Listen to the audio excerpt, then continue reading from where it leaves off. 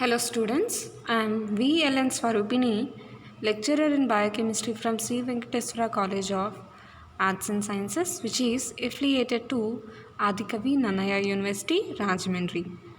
Now I would like to discuss about third BSc Biochemistry, fifth paper, that is Physiology, Clinical Biochemistry and Immunology. And from this paper we already discussed unit 1. Now let's see about unit 2, in which we'll see endocrinology. Endocrinology is nothing but study of hormones. Okay, so firstly we'll see about the classification of hormones. What is a hormone and classification of hormones?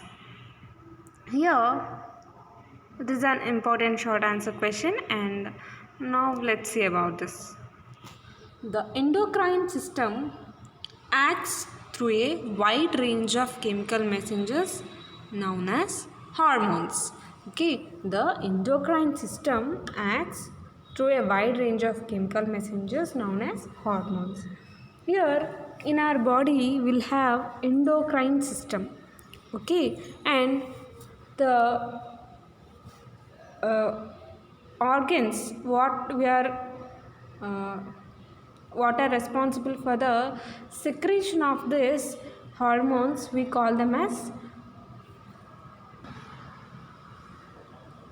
ducts. Okay, we call them as ducts. Okay, and all the endocrine system will produce special type of chemical messengers, and we simply call these messengers as hormones. Okay, and hormones are conventionally defined as organic substances produced in small amounts by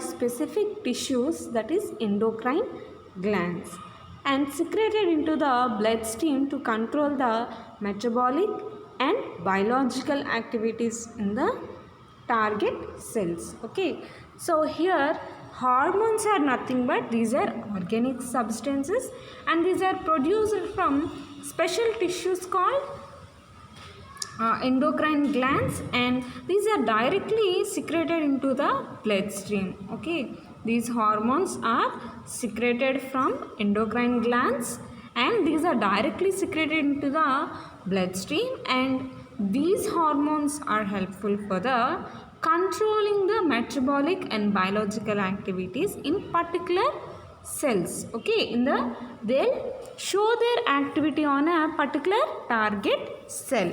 Okay, here what we understood, these hormones are secreted from endocrine glands which are present in the endocrine system, and these particular hormones are secreted into the blood, and by their activity what they'll do, they control the metabolic and biological activities in their target cells. Okay, they doesn't show activity on all cells, only they work on the target cells.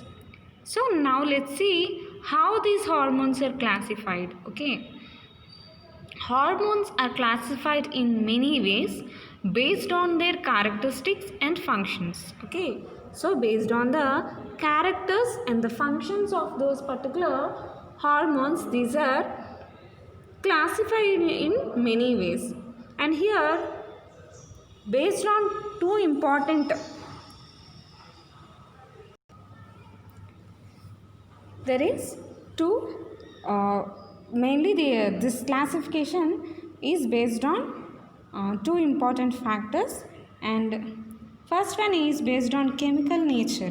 We can classify this hormones based on chemical nature and based on the mechanism of action. Okay, based on chemical nature we can classify them, and also we can classify them on the basis of their action of mechanism of action. Okay, so there are many uh, classification ways, but here based on chemical nature and based on mechanism of action, these are two important types of classifications for these hormones. So first let's see about based on the chemical nature, how these hormones are classified based on their chemical nature.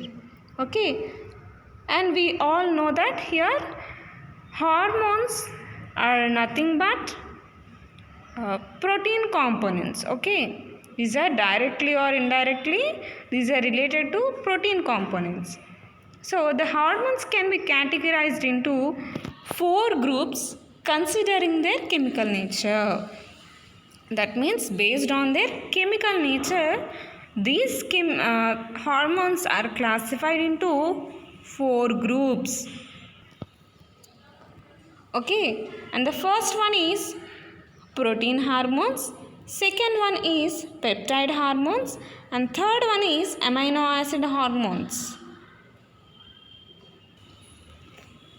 So let's see about these protein hormones. Here few proteins act as hormones. Okay, these hormones which are proteins are also there in our body, and these are called as protein hormones, and examples are like insulin and follicle stimulating hormone. Okay, this insulin, we all know it is responsible for the carrying of glucose molecule into the cell. Okay, this is insulin is helpful in the transportation of glucose into cell through blood. Okay, and here follicle stimulating hormone is responsible for the reproduction. Okay, these two are the protein hormones. Here peptide hormones. Peptide hormones, these are the derivatives of proteins. That means these are not protein components, these are the derivatives of proteins, and these derivatives of proteins will act as hormones, and example is oxytocin and adenocorticotropic hormone. Okay, here oxytocin is generally called as happy hormone. Okay, so this oxytocin and adenocorticotropic hormone are examples for peptide hormones. And the third category is amino acid hormones. Okay, amino acid hormones. Of course, these amino acids are arranged in a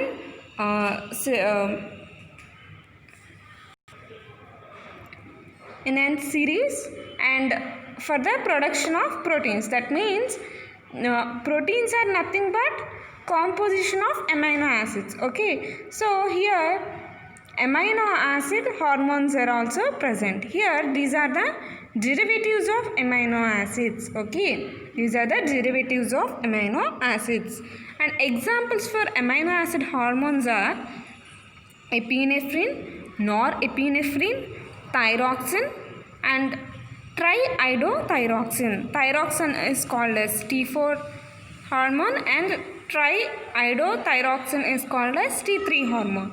So these are the examples for amino acid hormones. Okay, and the next classification is based on the mechanism of action. Based on the mechanism of action, hormones are classified into two broad groups based on the location of the receptors to which they bind and the signals used to mediate their action. That means this is based on the mechanism of action of that particular hormone and based on the binding receptors. Okay, these hormones are classified into two groups based on the binding receptors. That means these hormones will bind to particular receptors in our body. So based on this receptor binding and the signals that those hormones produce, based on those two aspects, these hormones are divided into two groups, okay, and group 1 hormones and group 2 hormones. Let's see about group 1 hormones. Group 1 hormones, here group 1 hormones, these hormones bind to intracellular receptors to form receptor hormone complexes. Okay, that means here these hormones bind to intracellular receptors. Okay, and they form receptor hormone complex. By binding to the intracellular receptors, these particular hormones will produce receptor hormone complexes. Okay, and these are simply called as intracellular messengers. These are called as intracellular messengers. Okay, and these hormones, by producing receptor hormone complexes or intracellular messengers, these will undergo the biochemical functions. Okay, so based on these intracellular messengers, these will mediate the biochemical functions in the target cells. Okay, and group 1 hormones are lipophilic in nature and are mostly derivatives of cholesterol.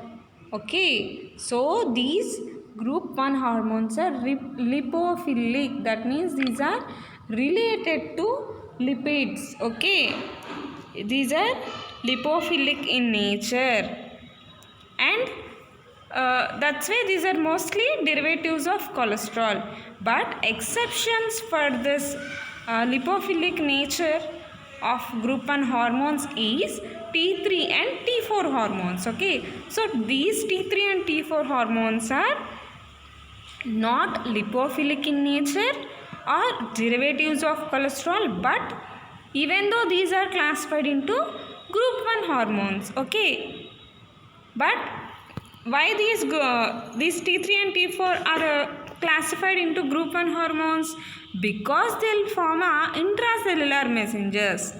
Even though these are not a lipophilic or cholesterol derivatives, these form intracellular messengers. That's why these T3 and T4 hormones were classified into group 1 hormones. And examples for group 1 hormones are estrogens, androgens, and glucocorticoids.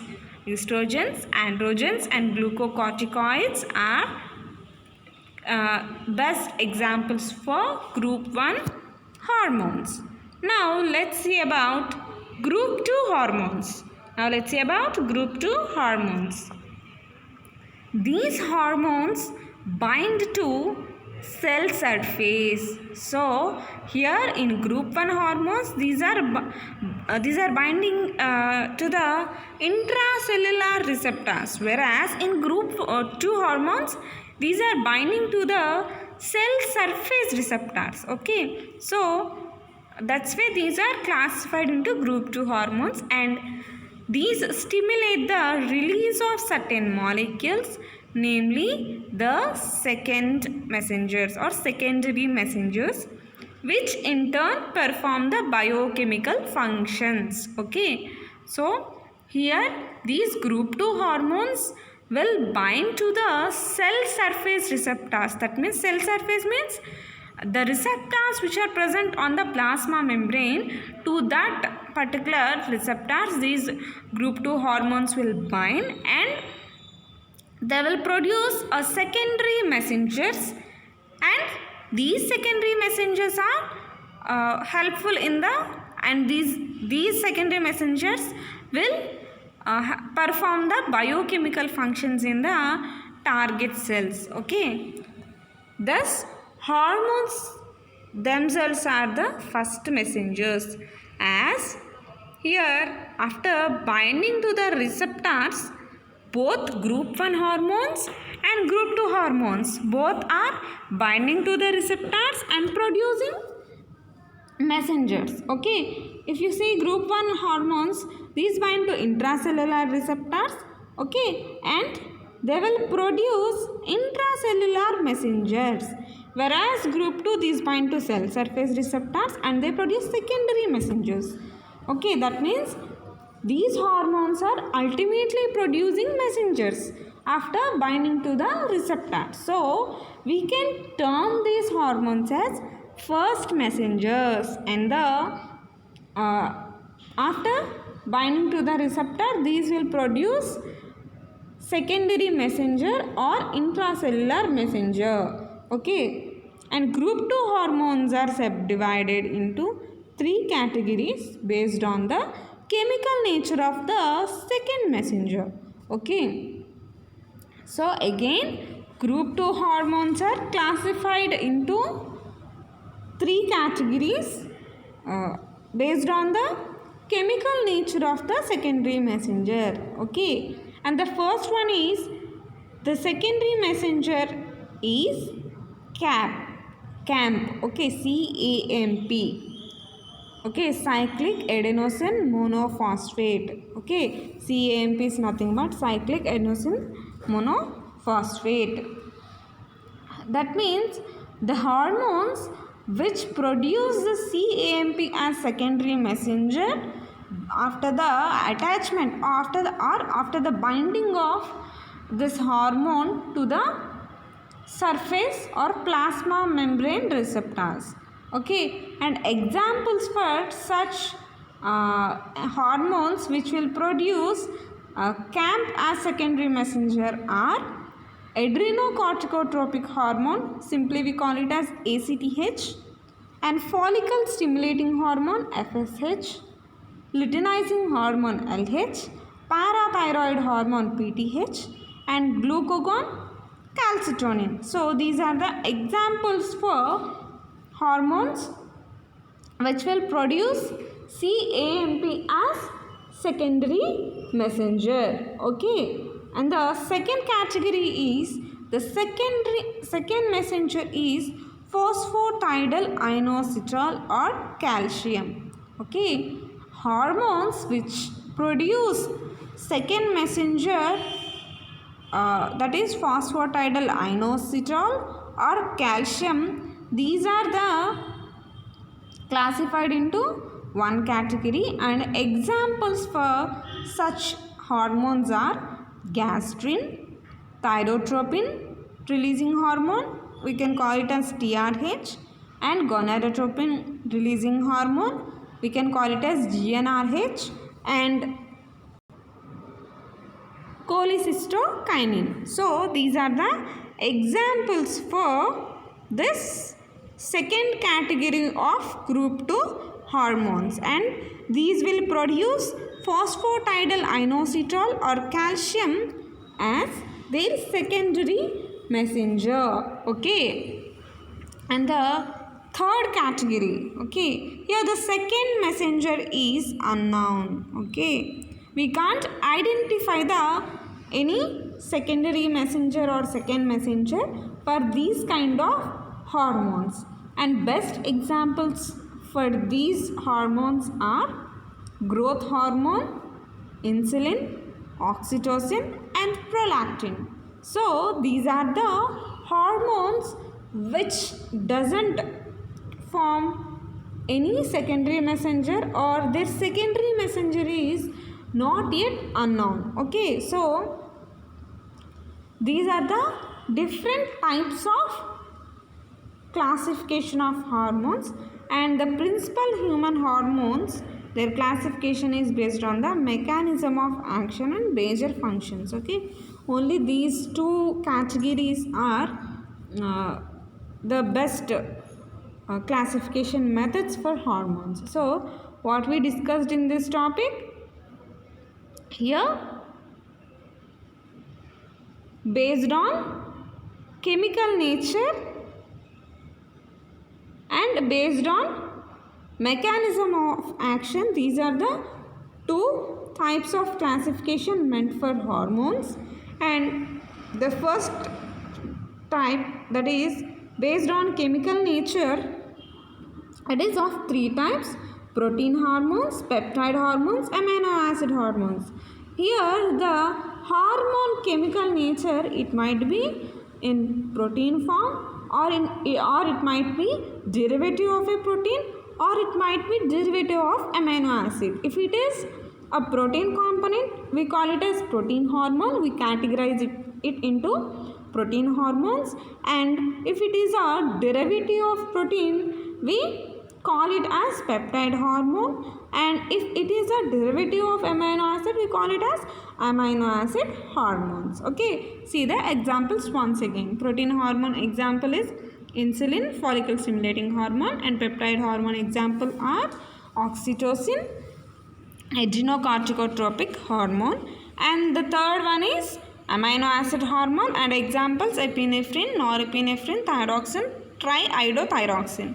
So these are the examples, and the next classification is mechanism of action. Based on the mechanism of action, here two categories are present: group 1 hormones and group 2 hormones. What's the difference between group 1 hormones and group 2 hormones? Here group 1 hormones and group 2 hormones both bind to the receptors, okay, and they'll form a messenger, okay. Here group 1 hormones will bind to the intracellular receptors and group 2 will bind to the surface receptors, okay, surface membrane receptors, and both will form messengers. Here group 1 hormone messengers are intracellular messengers and group 2 hormone messengers are second messengers, okay.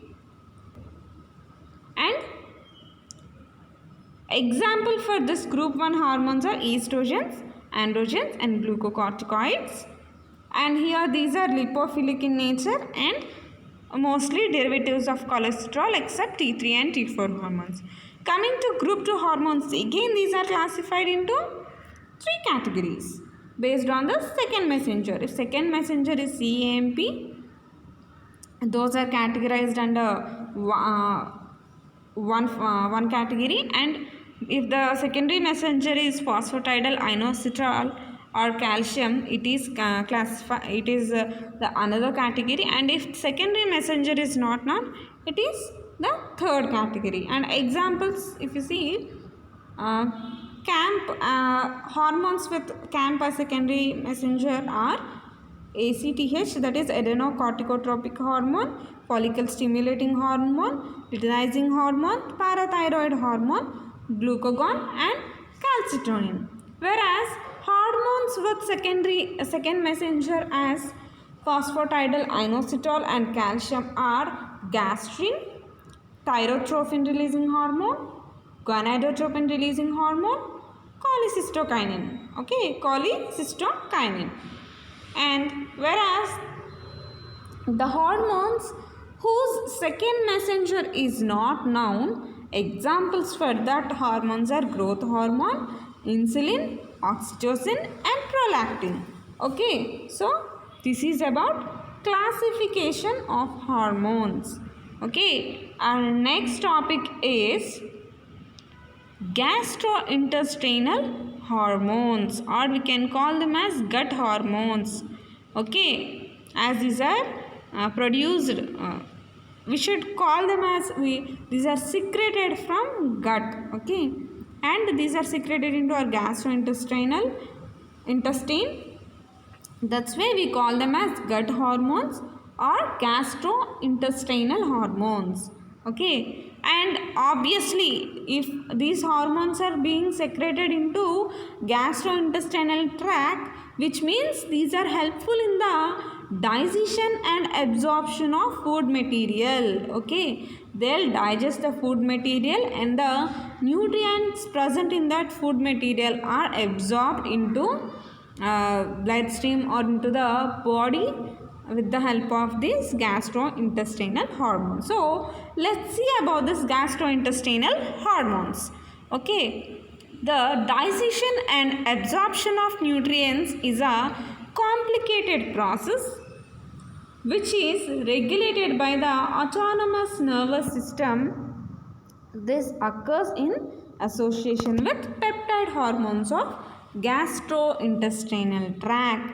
Here we all know digestion is not a single step process, it is a complicated process. Both the digestion and absorption of the nutrients is a complicated process, and this is related to the autonomous nervous system. Okay, this digestion and absorption process is related to the autonomous nervous system. Okay, and this process is associated with peptide hormones of gastrointestinal tract. Okay, that means these are peptide hormones. Peptide hormones means these are the hormones which are the derivatives of proteins. Okay, these are protein derivatives acting as hormones, and that's why we call them as peptide hormones. And these peptide hormones will act on the gastrointestinal tract,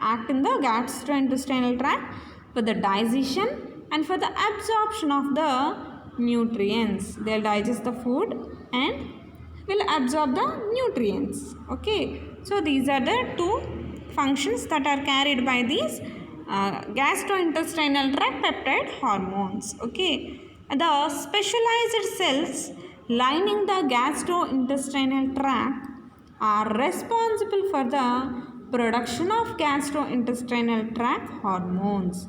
Okay, so from where these gastrointestinal tract hormones were produced? These are produced from the specialized cell linings of gastrointestinal tract. Specialized cell linings of the gastrointestinal tract. That means a special cells will be present on the outer lining of inner lining of the gastrointestinal tract. So here gastrointestinal tract means it will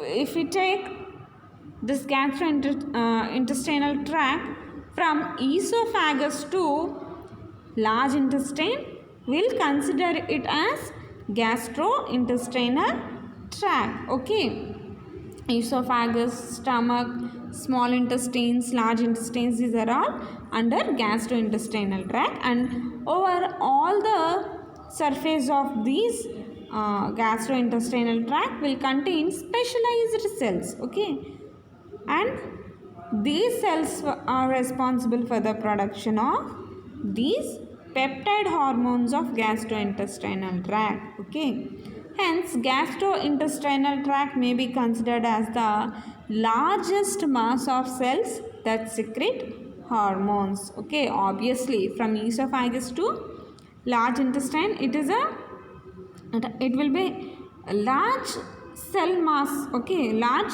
cell surface will be seen. Okay, and we can simply tell that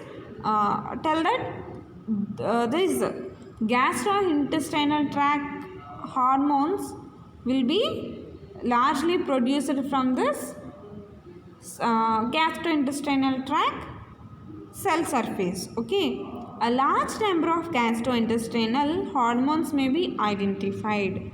However, only 4 gastrointestinal hormones have been well characterized. That means there might be many gastrointestinal hormones. Okay, but in these large number of gastrointestinal hormones, only 4 gastrointestinal hormones have particular characters. Okay, that means the characteristics of these 4 hormones are well defined.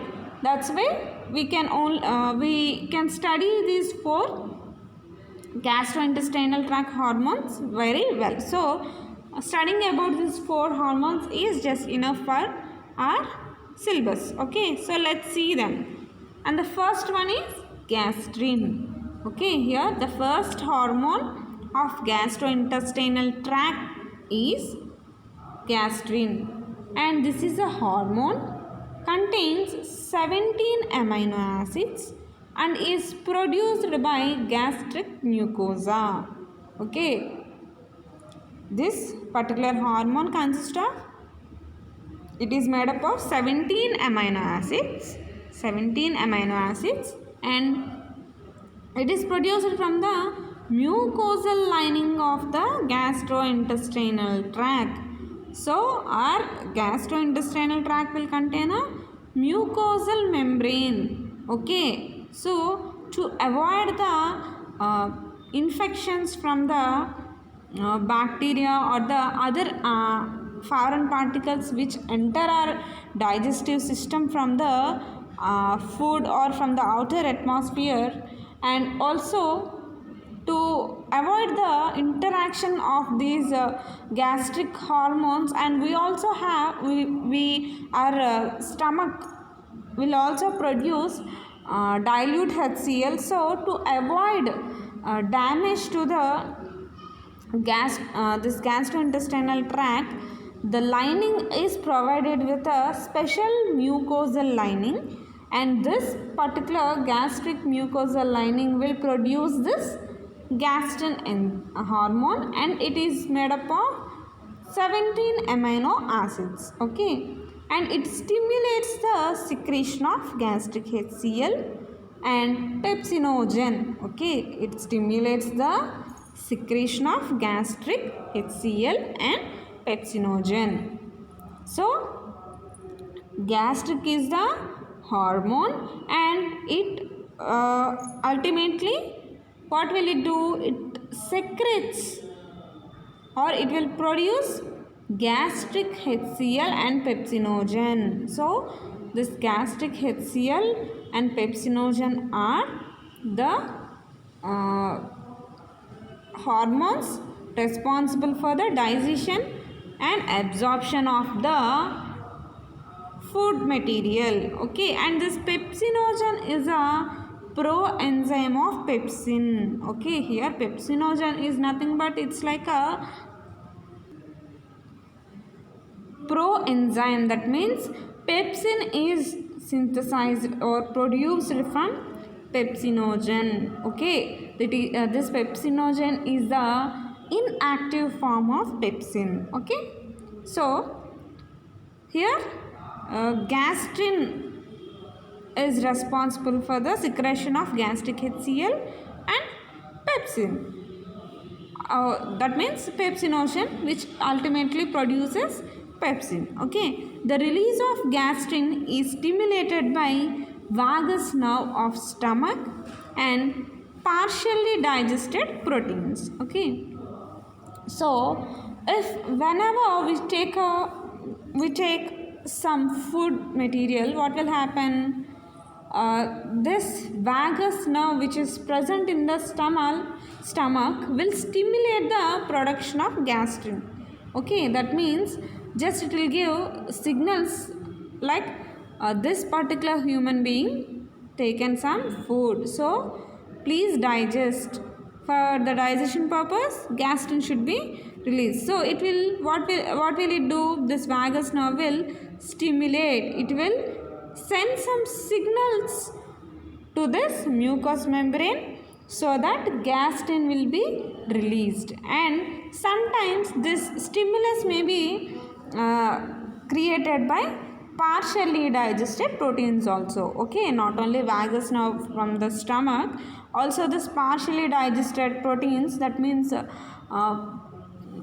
priorly digested proteins, these proteins can also stimulate the production of this or release of this gastrin. Okay, release of this gastrin, and hence HCl and certain other hormones inhibit gastrin release. Okay, here what will happen? In few conditions, HCl which is present in our stomach and the other hormones may inhibit the gastrin release. Okay, so this is about gastrin. And the next hormone is secretin. Next hormone is secretin. It is a 27 amino acid containing polypeptide and resembles glucagon in many ways. Okay, so this secretin is made up of 27 amino acids. Its polypeptide chain contains 27 amino acids and it resembles, that means it is similar to glucagon. It is similar to glucagon in many ways. Okay, and secretin is synthesized by the mucosa of the upper small intestine. Here this secretin is produced in the from the mucosa of the this mucosa which is present to the upper portion or upper position of the small intestine. Okay, this mucosa present to the upper portion of the small intestine will produce this secretin. Okay, it is released in response to the presence of HCl in chyme in the duodenum, which is passed on from the stomach. Okay, so what is the stimulus or the response for the secretion of secretin? It will be responded by the presence of HCl in chyme in the duodenum. Chyme is nothing but the food material which is mixed with enzymes and these hormones is called as chyme. It is a mixture of food materials and it will pass through the duodenum into the it will be passed from stomach to the duodenum, and in stomach what will happen? This HCl will help that particular food material to get digested, and along with this HCl this food material will be mixed and we call it as chyme, and this chyme is passed to the duodenum from the stomach, and whenever this chyme reaches stomach and whenever that mucosa will identify the presence of HCl in the chyme, immediately this secretin will be released. Okay, and secretin stimulates pancreatic cells also. This will stimulate pancreatic cells. And what is the purpose of stimulating pancreatic cells? These pancreatic cells will produce bicarbonate in order to neutralize HCl. So, if we take digestion process, for example, we have taken carbohydrates in our diet. Okay, we have taken carbohydrates in our diet. Okay, and these carbohydrates are partially digested in our mouth with the help of salivary amylase. And after that what will happen? The food after mastication will enter the stomach from esophagus, and in the stomach what will happen?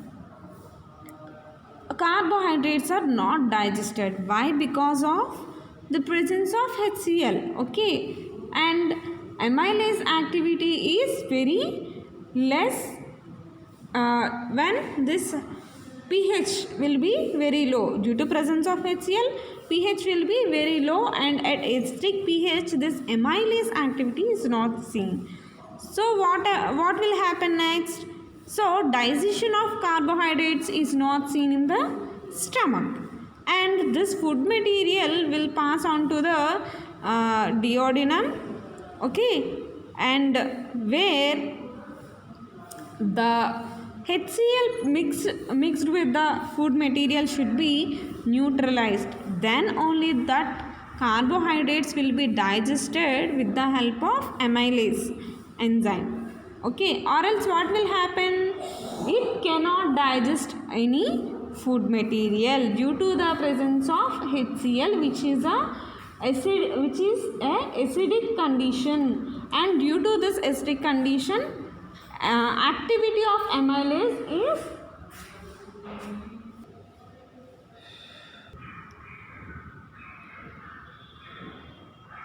so here without the neutralization of this HCl, there is no way for the digestion of carbohydrates by amylase in the duodenum. That's why immediately after entering of the chyme into the duodenum, by recognition of this HCl, dilute HCl, response will be given to the pancreatic cells to produce bicarbonate for the neutralization of HCl. Finally, carbohydrate digestion will be carried in the for the duodenum. Okay, so this is the purpose of secretin. What it will do? It is synthesized from the upper small intestine mucosa, and this secretin will stimulate the pancreatic cells to produce bicarbonate. Okay, this is the function of secretin, and this bicarbonate produced will neutralize the HCl which is present in the chyme. Okay, and the next one is cholecystokinin.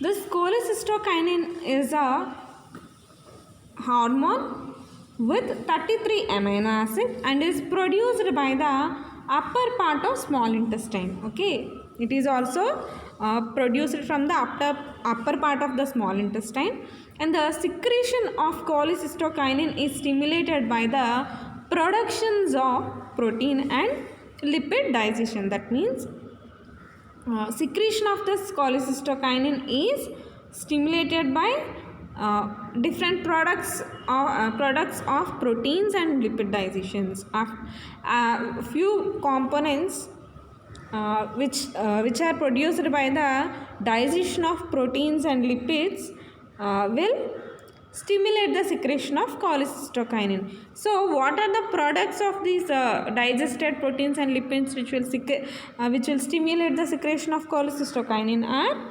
peptides, amino acids, monoglycerols or diglycerols, fatty acids and glycerol. So these are the few components which will stimulate the secretion of this cholecystokinin, and this cholecystokinin will stimulate the contraction of gallbladder and increases the flow of bile into duodenum. Okay, so what is the function of this cholecystokinin? This will contract the gallbladder, by which bile flow will be increased. Okay, bile flow will be increased into the duodenum. Okay, by contraction of gallbladder, it will facilitate the flow of bile into the duodenum. Okay, and what is the purpose of this bile?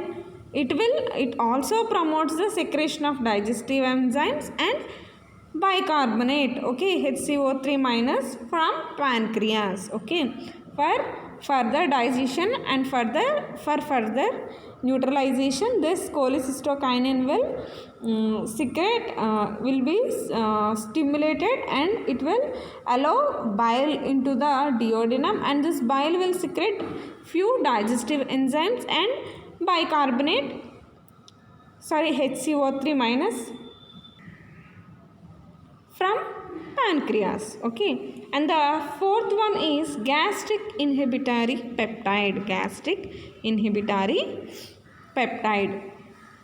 It contains 43 amino acids and is produced by duodenal mucosa. Okay, that means mucosal membrane which is present in the duodenum will secrete this gastric inhibitory peptide, and it is made up of 43 amino acids. Okay, the release of gastric inhibitory peptide is stimulated by the presence of glucose in the gut.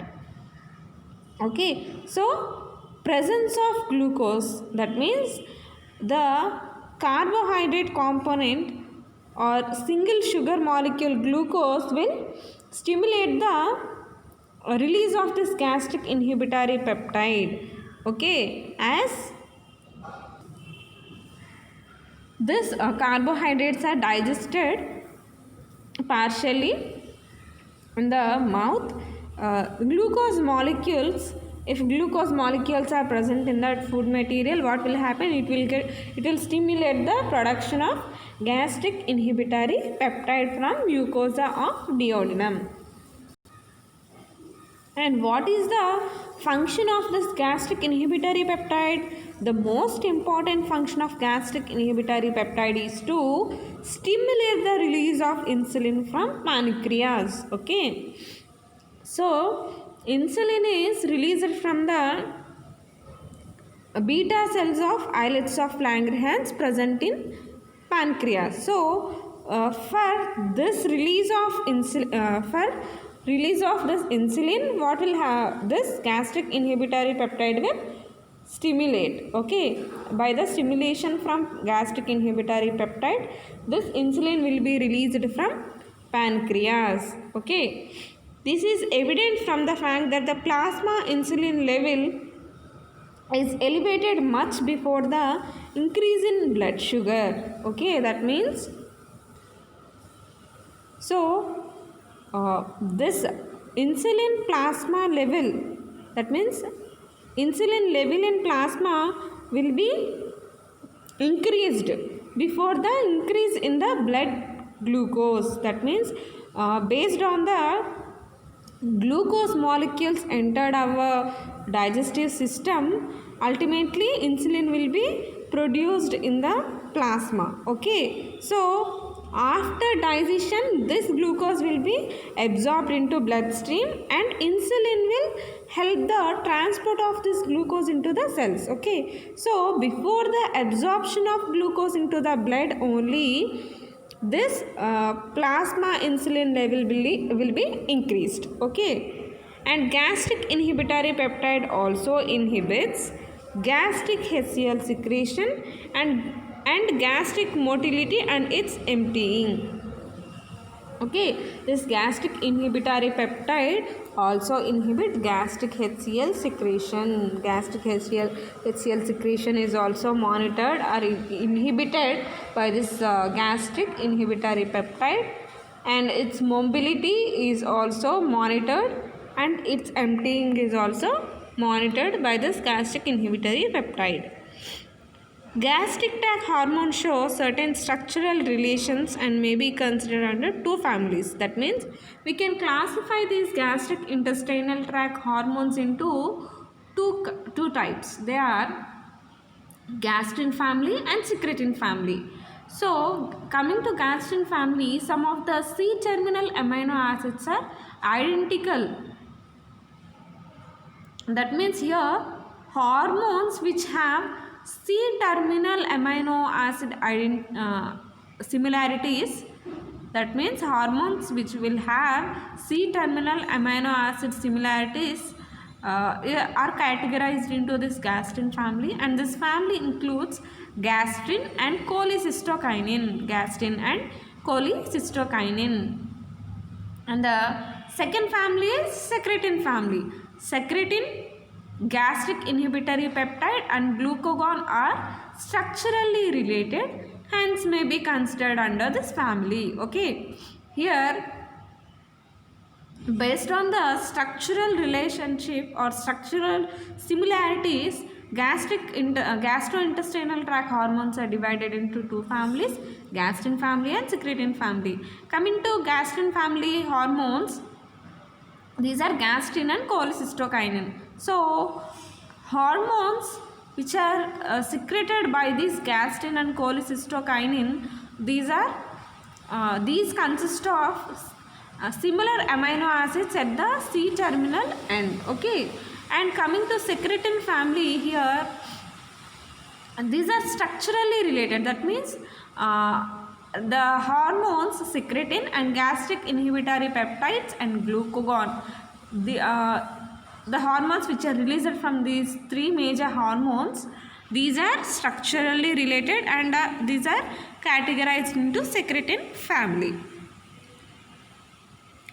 Beside these families, several other hormones from the gastrointestinal tract hormones have been identified. That means there are, as explained earlier, there are many number of gastrointestinal tract hormones, but only these particular four hormones have characteristic functions. Okay, and there are other several gastrointestinal tract hormones, and these hormones are often known as candidate hormones.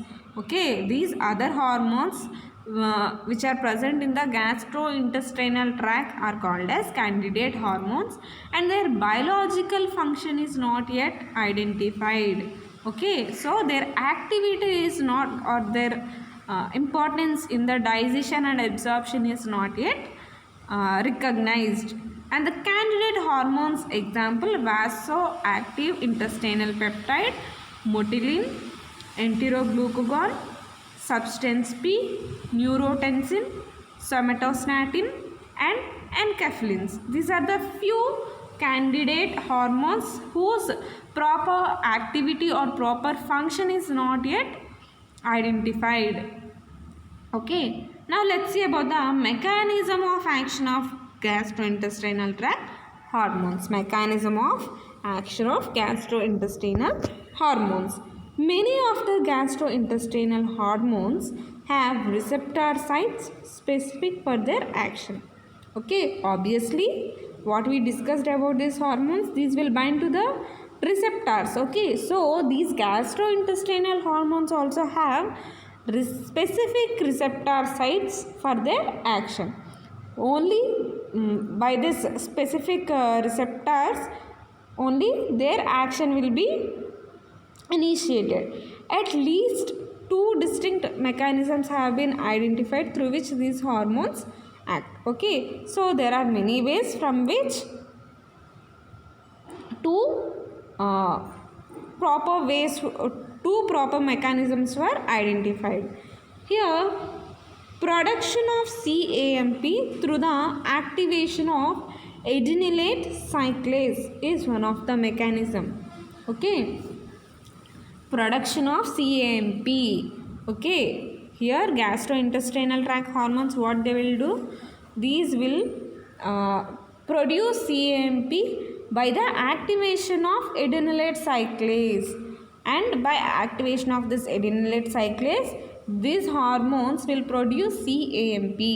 Examples for such hormones are secretin and VIP. VIP means vasoactive intestinal peptide, and the other one is stimulation of intracellular calcium ions, usually mediated the metabolism of phosphatidyl inositol.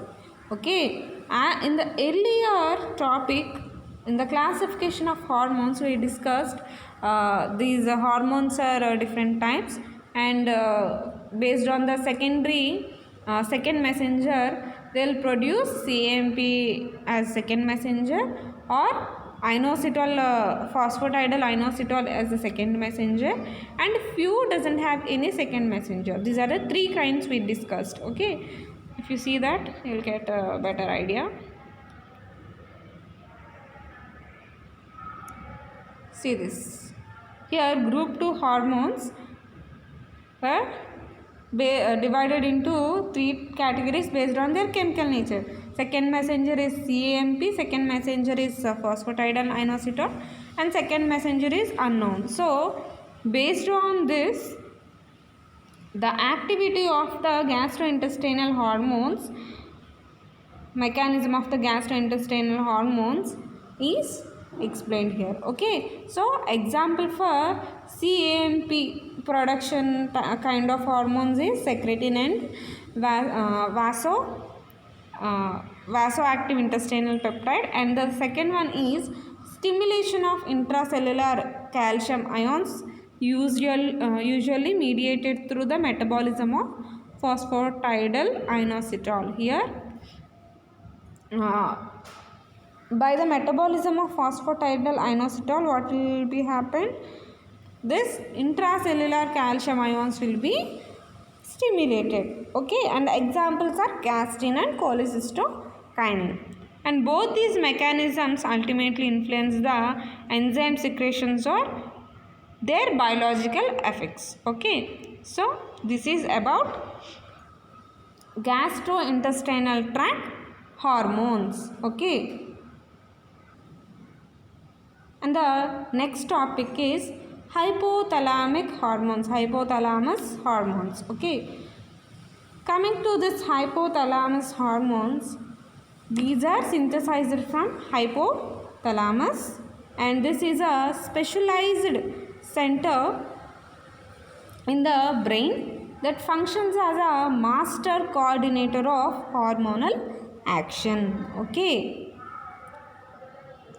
so this hypothalamus is a specialized area in the brain. Okay, and this is the master coordinator of hormonal actions. Okay, hormonal feedback mechanism and also production of hormones is coordinated by this hypothalamus, and in response to the stimuli of central nervous system, hypothalamus liberates certain releasing factors or hormones. What is the major role of this hypothalamus? From the response received from central nervous system, what it will do, this hypothalamus will release hormones or releasing factors of the hormones. Okay, either it will release the hormone directly or it will release the releasing factors essential for the hormones, and these factors stimulate or inhibit the release of corresponding tropic hormones from the anterior pituitary. Okay, this particular hypothalamus, by receiving the stimulus from central nervous system, this will either produce factors or will produce hormones. If it produce factors, releasing factors, that particular releasing factors may stimulate the hormone release or may inhibit the hormone. Okay, either that particular factor will stimulate the hormone release or it will inhibit the hormonal activity. Okay, and these two actions of the factors or releasing factors are related to the anterior pituitary. So this pituitary is a small gland which is present near to the brain, and this particular hypothalamus will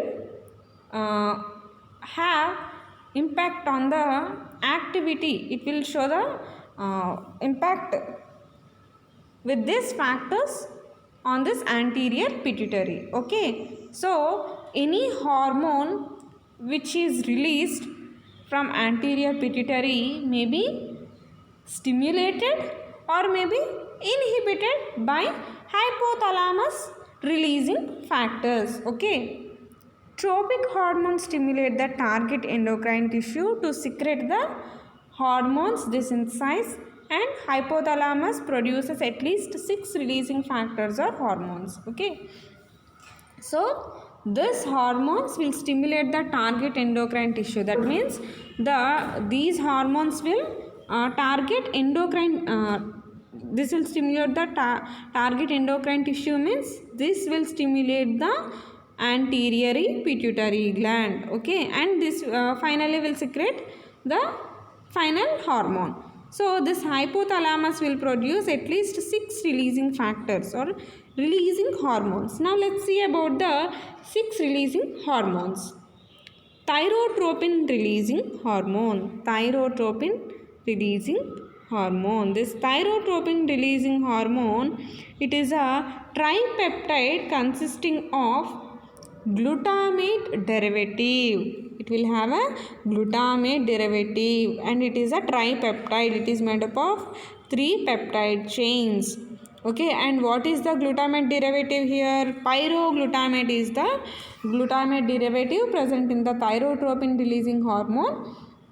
And along with the glutamate derivative, this thyrotropin releasing hormone or TRH consists of a histidine and a proline amino acids. Okay, and this TRH stimulates anterior pituitary to release thyroid stimulating hormone. This is a thyrotropin releasing hormone. Okay, which is released from hypothalamus. And this thyrotropin releasing hormone will stimulate the anterior pituitary to release thyroid stimulating hormone, and this thyroid stimulating hormone is also called as thyrotropin, and this thyrotropin will stimulate the release of thyroid hormones from thyroid gland. Okay, and thyroid hormones are important. Thyroid hormones are T3 and T4. Okay, thyroxine and triiodothyroxine. Okay, so these are the thyroid hormones. So here if you see the link, what is the link between this? link related to this thyrotropin releasing hormone? Firstly, hypothalamus releasing this thyrotropin releasing hormone, and this will stimulate pituitary gland. Pituitary gland will release thyroid stimulating hormone, and this will stimulate the thyroid gland, and this thyroid gland will produce T3 and T4 hormones. So this thyrotropin releasing hormone of hypothalamus ultimately stimulating two glands to release two different hormones. Okay, and it is a link.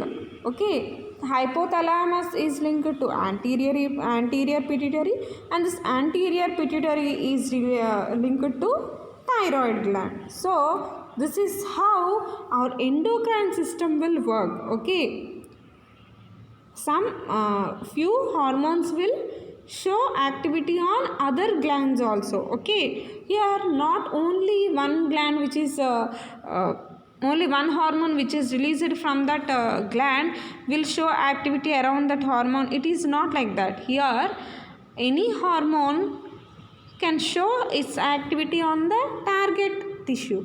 It might be its gland or other gland also. Okay, it can act on any other gland also. Okay, so here it is a link between three endocrine glands relating to this thyrotropin releasing hormone.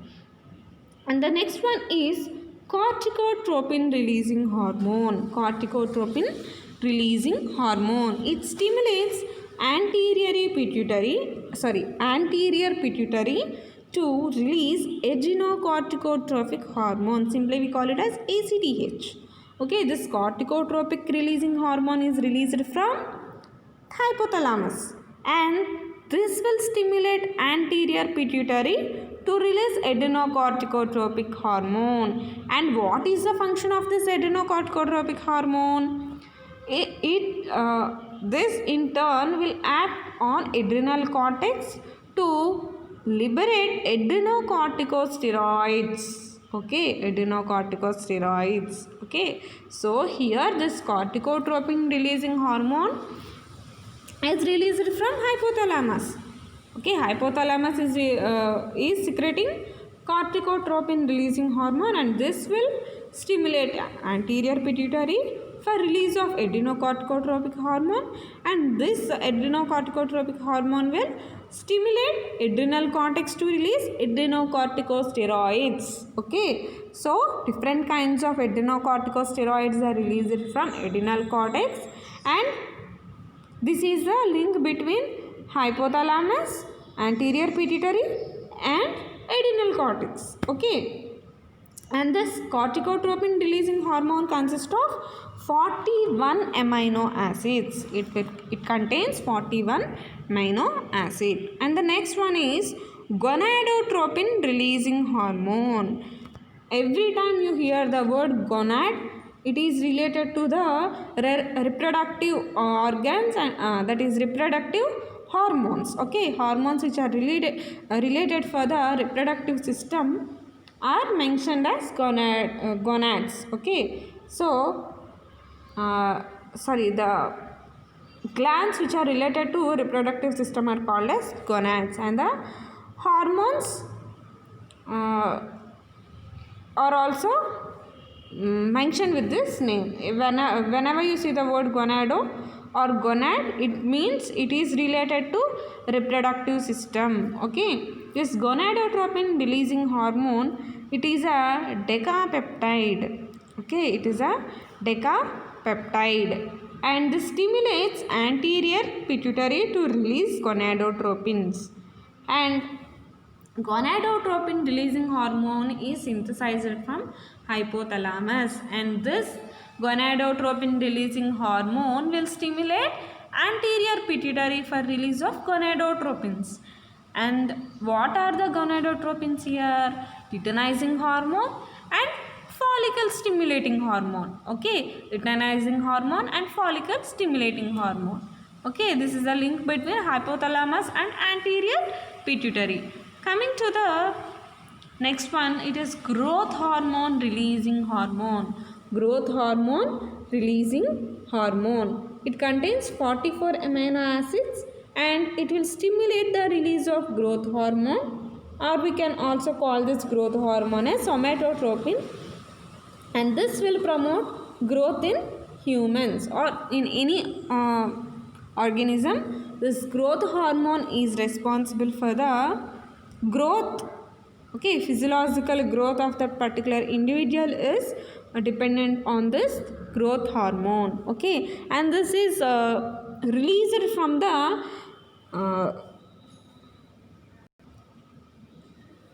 pituitary gland itself, and this will get stimulus from the growth hormone releasing hormone. Hypothalamus will will secrete growth hormone releasing hormone, and this will stimulate the pituitary gland for the production of growth hormone, okay, and this growth hormone will influence the growth of a individual, okay.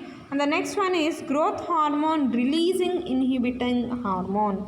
Here not only for the growth hormones secretion, here for inhibition also this hypothalamus is being involved, okay. And this growth hormone release inhibiting hormone contains 14 amino acids and also known as somatostatin, whereas growth hormone is called as somatotropin, and here growth hormone releasing inhibitory hormone is called as somatostatin. And this hormone, growth hormone releasing hormone, is produced from hypothalamus, and it will stimulate the pituitary gland to inhibit the growth hormone release, okay. This growth hormone releasing inhibitory hormone inhibits the release of growth hormone from the anterior pituitary. And the last one is prolactin releasing inhibiting hormone. So prolactin is a hormone responsible for the milk secretion in mothers, okay. So this particular prolactin is related for the lactation purpose, okay. So this prolactin release inhibiting hormone is synthesized from this hypothalamus, and it is believed to be a dopamine and a small peptide that inhibits the release of prolactin from anterior pituitary, okay. So here if you see this prolactin releasing inhibiting hormone is a hypothalamus hormone, and it shows dopamine activity, okay. It shows dopamine activity, and by that activity it will inhibit the release of prolactin from anterior pituitary. So this is about different kinds of